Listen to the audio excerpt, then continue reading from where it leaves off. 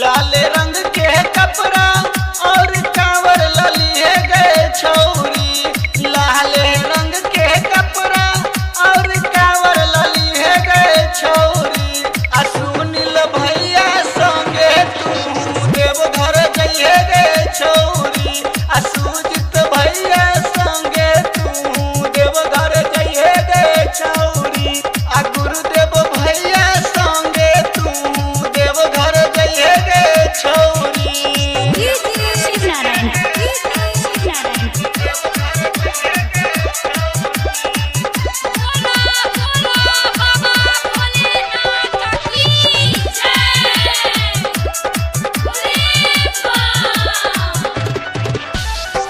सोमवार के दिन तू जल चढ़ाइए गए छौरी। सोमवार के दिन तू जल चढ़ाइए गए छौरी।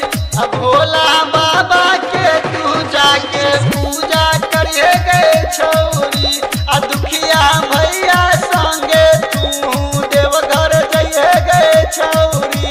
आ मनोज भैया संगे तू देवघर जइए गए छौरी।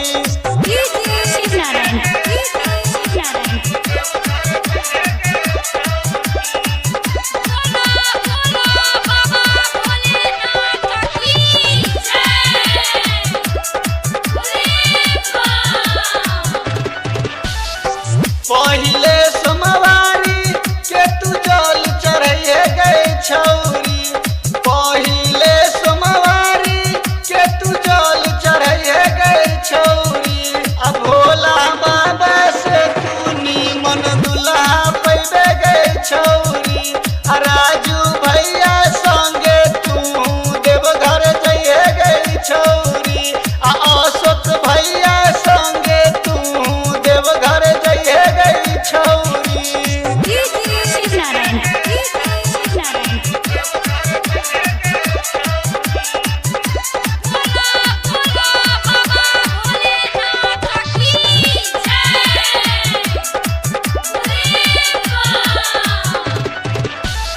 अंकुश अंकेश संगे तू नारा लगइए गई छौरी।